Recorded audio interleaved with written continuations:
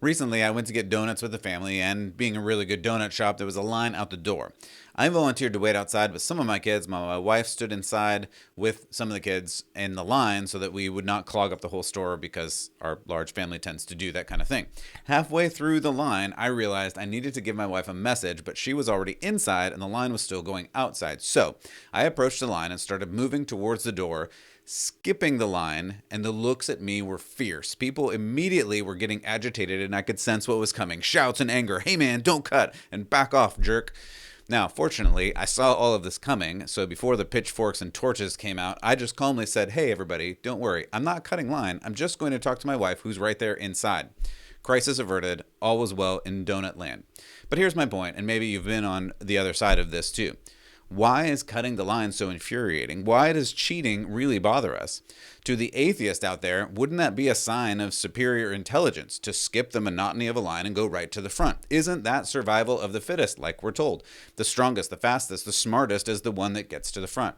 Or to those that don't believe in the Bible or God, what does it matter if I cut you in line or cheat? After all, my truth is my truth, and I should be in the front of the line and you should wait longer. That's cool, right? I mean, if I called myself a girl and I started swimming and winning races, I'm a hero, right? That's what culture has been telling us these days. Yet, today, we have 3 stories of cheating that we're going to look at that illustrate the culture who celebrates certain individuals getting ahead, also apparently frowns on others when they get caught cheating. I'm Matt Odegaard, and this is Church Public.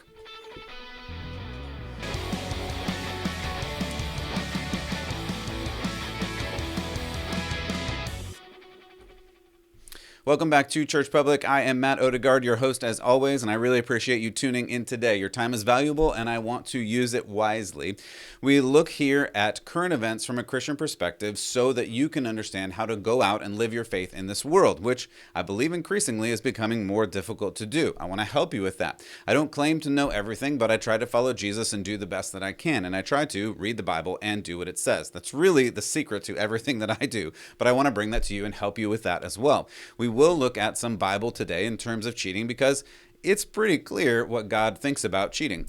But for some reason, this culture on the one hand says do whatever you want to do. On the other hand, it says, hey, cheating is wrong. We shouldn't do it. How can both of those things be true? We'll look at that in and through a couple of stories. So if you haven't already, go ahead and like and subscribe and hit all the buttons and the notifications and things and send it to your friend if it's helpful to you. I just want to be a help. So if this is, send it to somebody else. If this is, like it, subscribe, do a 5-star review, whatever you want to do. Anyway, I just really appreciate you and appreciate all that you bring to this channel because in the end, it's all about you. I want to help you get closer to God and live out in this public square. All right, so let's look at a few stories today. So the first thing that we have is cheating in fish. Which I know is a funny thing. And if you're just listening, listener, I love you. I thank you. This picture, I guess, is really worth 1,000 words, and it's also really gross. So, I mean, I guess if you're not a fisher, if you're a fisher, man, woman, apparently this is normal. But the story here, and if you're just listening, I will describe the picture that we're seeing on the screen. It is some fish that are cut open with these huge lead weights in them, which is a no-no because you win based on weight, and if you have extra weight and you win, what do we call that? Cheating, right? And that's what we're talking about today. Cheating. So, 2 anglers are accused of stuffing fish in an attempt to win thousands of dollars at an Ohio fishing tournament last month, according to CNN. They have actually been charged with crimes of cheating and various other things, and the authorities had announced that last Wednesday.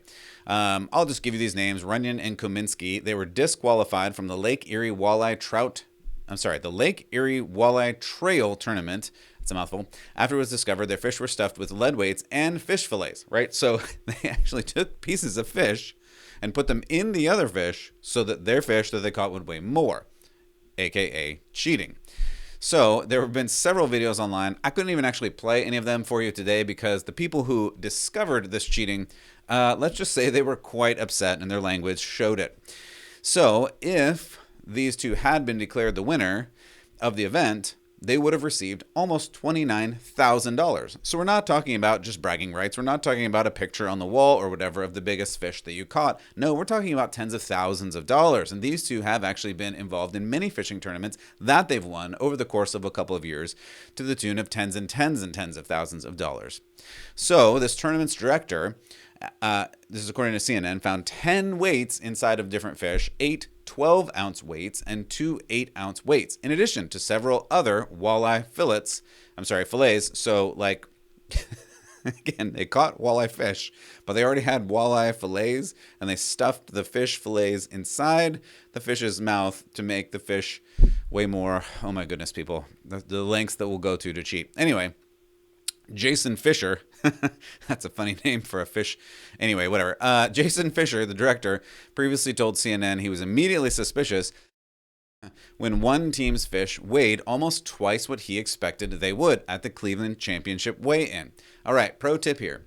If you're dealing with people who weigh fish for a living and judge fish competitions for a living, and your fish weighs twice what it's supposed to weigh, and they're used to weighing these fish, and they're used to holding up these fish, you may want to think twice about cheating so blatantly and obviously that the fisherman who holds the fish would probably know. But maybe just don't cheat in the first place. Let's continue on. After hearing the crowd grumbling and questioning the numbers, Fisher himself felt the fish, apparently feeling some of these lead weights inside it, and then sliced one open, only to find lead weights in the fish, as well as, again, different pieces of fish that didn't belong to that particular fish. Again, the video of this discovery went viral. The cheating scandal rocked the competitive fishing world, which is a statement in itself. But what's the point here? The point is, hey, why are you doing this? And is cheating in fishing really, really that important to you? That's just one of the cheating stories that we're looking at today. Let's look at a couple more, and then we'll sum it all up at the end. So I'll go through these quickly. Secondly, so first we had cheating in fishing. We also have cheating in poker. This one's a little bit weirder, only because, first of all, let's back up and say cheating in poker is as old as poker itself, you'd have to say, because, every Western movie is based on some gunslinger who goes into the town saloon and then cheats in poker and gets run out on a rail and blah, blah, blah, whatever. That's just the way this works, right, in old Western movies. But in this one, this poker has become high stakes, like really high stakes, and it's gone online. So there's a lot of poker online, which means there's different technological ways to cheat. And it's high stakes, and it's high payout, and it's streaming. So this comes in a streaming tournament, according to Yahoo News, after an extraordinary moment in a live broadcast high stakes cash game. People are accusing poker pro Robbie Jade Liu of somehow cheating around $269,000 away from her opponent. So we're not, again, I know that fish thing was, tens of thousands of dollars. Now we're talking hundreds of thousands of dollars, and there may have been some cheating. At least a cheating was alleged. Again, according to Yahoo News and BET-MGM, during one of the live stream games, a showdown between Instagram model Robbie Jade Liu and one-time Survivor contestant Garrett Adelstein, both pro poker players ended in bemusement, this is according to Yahoo, all around the table and indeed the world when Liu called Adelstein's all in on the turn for $250,000, again around $269,000, despite not having more than a pair on the board. In that moment, Adelstein looked utterly furious, glaring at Liu and not speaking for minutes. He has since claimed that she was pulled out of the game, forced to speak to him in a dark hallway. She also stated that he cornered me and threatened me. And following this, Liu offered to repay the money, which he accepted. Now, I read through a really long, detailed version of this event, and I'm not going to do that with you. You can go and look at different sites if you want to see some of this information. Unless you love poker, it's just the ins and outs of the poker game. But here's my point. The game apparently was wildly confusing, even to the people that were watching, both online and in person, for the way that this particular player played and the way that they went all in and won, it just seemed really weird. And there's some frantic behavior. There's some like under the table clicking of things or something. It just looked, let's say, a little bit shady. I don't know. But the bottom line here is, and this is all I can say for sure, one player won 269,000 or about. After being accused of cheating, that player gave it back. I feel like that in itself is pretty weird behavior for an honest player. If you honestly won the money, especially $269,000, would you immediately offer to give it back? I don't know. That's all I can say. I don't know. And that may be 269,000 reasons to say I don't know. All right, let's do one more cheating scandal and then we'll get to some Bible. So we talked about fishing issues, and I know everybody says that their fish is bigger than it really is anyway, but now we're going to move to chess, and this is probably the weirdest one, so I'll spend a little bit more time on this one. Cheating in chess.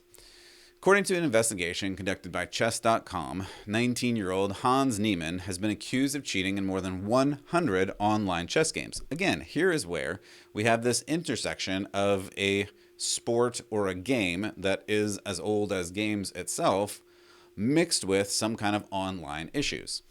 So chess.com, this teenage 19-year-old Niemann was accused of cheating in more than 100 online games as recently as 2020, which is not that long ago.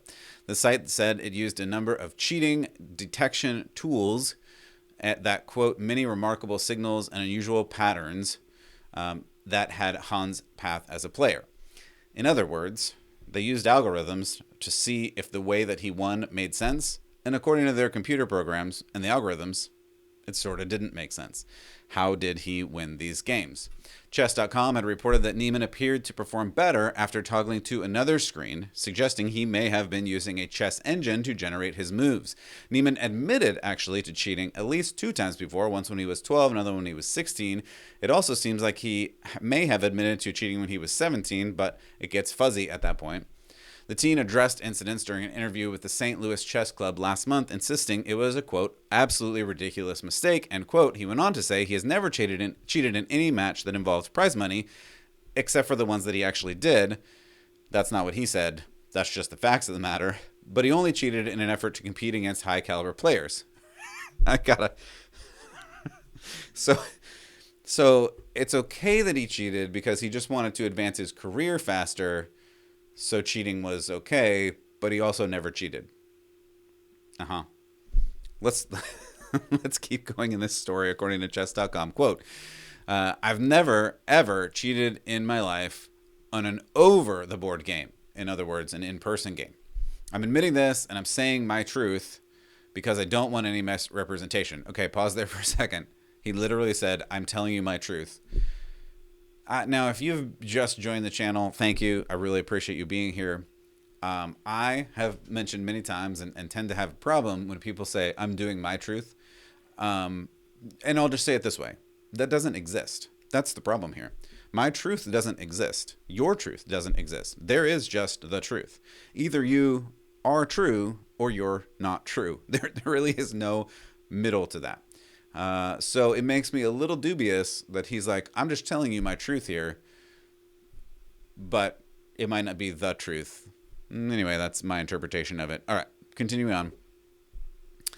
He said, I'm proud of myself that I've learned from that mistake, aka the cheating, and now I've given everything to chess. I have sacrificed everything for chess, and I do everything I can to improve, end quote. The cheating scandal, again, according to chess.com, was fueled last month after Niemann defeated world champion Magnus Carlsen at the Sinkfield Cup. I may or may not have pronounced that right, but Carlsen withdrew from the tournament the next day and suggested his opponent had cheated. He addressed his decision in a statement on Twitter. He said, I believe that cheating in chess is a big deal with an existential threat to the game, end quote. So existential, is it life-threatening? No. But does it ruin the whole game? Yes, it does. Cheating in any game ruins the whole game. Why? Because cheating in the game means you can't know if you actually won. And if you can't know you actually won, then there is 0 point to the game. So technically, he's right. This is an existential threat to the game. You can't know if a game is real if you can't know that you actually won or lost vis-a-vis. So Carlsen continued, I also believe that chess organizers and all those who care about the sanctity of the game we love should seriously consider increasing security measures of cheat detection for over-the-board chess. Now, here's where it just gets a little bit funny to me, and I'm going to read this according to the Wall Street Journal.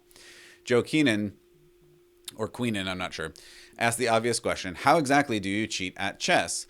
And so his explanation is, how is it possible to cheat at chess? He said, quote, one way is to duck into the bathroom and use a cell phone to get strategy tips from online chess engines that analyze games many moves in advance. Other possibilities are teeny tiny headphones or imperceptible vibrating devices, which is what the poker player was accused of as well. But this situation is bad, he says, that some people are talking about making chess players compete while naked. End quote. I can't. Oh boy. Now, first of all, nobody wants to watch naked chess. I don't know what else to say here. Or naked fishing. But if it is really that bad that you cannot guarantee the outcome without people being naked, I agree with that guy we talked about in a second ago that said this is an existential problem. It is. You need to be able to certify that the results are actually true. But in a world that doesn't value truth and says it's your truth or my truth, and so it doesn't matter, that becomes a really big problem because we can't know if it really is real or not. And that really is the problem of this whole thing. That's why this matters. It matters because it matters. It matters because there is a real and there is a true. And though people will say, do what you want to do, live your truth, you be you, the reality is this culture still knows there's a right and a wrong. This culture will say you be you. They'll say live your truth, but there are limits. There are real limits to this life, and reality will hit you square in the face, or maybe in the wallet, as we found out in some of these, if you try and go against it. You can pretend that your actions don't matter. You can pretend that your actions don't affect anybody else. You can act as if you're an island and no one will be harmed by your lifestyle, but we do live together. That's the problem. We actually are in a community. We are in cities. We're in states. We're in countries. We're in the kingdoms of this world, and whether you like it or not, what you do matters. You are connected to other people. And this is where we get to the Bible. And God talks about this in many different ways. I could go for a long time talking about this. I'm just going to give you a couple of verses and you can search for the rest if you want. Here's a good one from early in Proverbs 11. The Lord detests dishonest scales, but accurate weights find favor with him. I think that one is especially funny given the fish story that we had, that people were trying to cheat the weights of the fish, but nonetheless, this is in Proverbs and has been there for a couple thousand years at this point. The Lord detests dishonest scales, but accurate weights find favor with him. Here's one that is a little bit newer from Paul in the Romans, where he says, don't repay anyone evil for evil. Be careful to do what is right in the eyes of everybody. In other words, don't cheat. Do what's right in the eyes of everybody, not just your truth, not just what you want to do, but in the eyes of everybody. Do the right thing. That's the simplest way I can say that. That's Paul, Romans 12:17. We need to live like this. We need to live with integrity no matter what we're doing, whether we're fishing or playing chess or just hanging out with friends or family, or especially in our jobs, in our work. We have to do right things. When we start making choices, like this one chess player who said, well, I only cheated so I could get ahead faster. Yeah, that's exactly how it starts, whether you're in games or business or whatever. It's really easy to say, well, I just cut this one corner so I could get to the end faster and nobody got hurt. How do you know nobody got hurt? Here's the problem where we go back in time in the Bible in Numbers 32:23. You will be sure that your sin will find you out. This is the reality of it. Truth is real. Justice is necessary. And we have both through Jesus Christ. We have truth, we have justice through God. But without a foundation in truth and justice, we just bounce around in our own ideas of reality and eventually crash into one another, because you cannot live as an island. You cannot live with your own truth and not run into somebody else. And we see this very clearly in these cheating scandals and many other things throughout our lives. If you call somebody to build an addition to your house and they cheat you out of money or time or both, you don't feel good about it. Why? They just got what was theirs. They just did the best for them. They just cut a few corners so that they could get ahead. But that's wrong, right? It's just straight wrong to treat people in that way. And the reason it's wrong is because we depend on one another to be honest, to be true, to have integrity. And that honesty, that truth is based in something, and it's based in reality, and it's based in God. I know many people don't want to go that far down the foundation, but that's the only bottom of the foundation there is, because if reality is based in me, I'm going to take advantage of you. If reality is based in you, you're going to take advantage of me. If our shared reality is based on God, then we are accountable to God and one another. That's really the only foundation that we can actually have. When you live for yourself in selfishness, you may get ahead for a time, but your sin will find you out.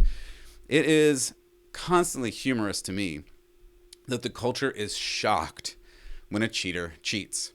It's almost like we all have in our hearts this sense of actual truth and justice from our Creator, which I would cite as pretty much the entire book of Romans. You should go read it. In the immortal words of John Lennon, imagine there's no country, no religion too. It isn't hard to do. And I would ask, well, really, John? With no country, no laws, no justice, no truth, no religion, no God, is that really a better world? Or would it look more like a Mad Max movie? I think it's probably the latter. Perhaps, human beings are just not really good at heart, like some people in this culture claim, but rather that we all have this fallen nature inside of us that's selfish and that causes us to lie and cheat and steal at any moment if we're given the chance, especially if you think you won't get caught. Yet, at some point, now or later, you will get caught. So I say, thank God for Jesus Christ, who covers our sins, who removes our unrighteousness as far as the east is from the west. If you don't already, I hope you put your trust in Christ and Christ alone as you seek to live rightly, love justice, and show mercy. For Church Public, I'm Matt Odegaard. God bless you, and keep the faith.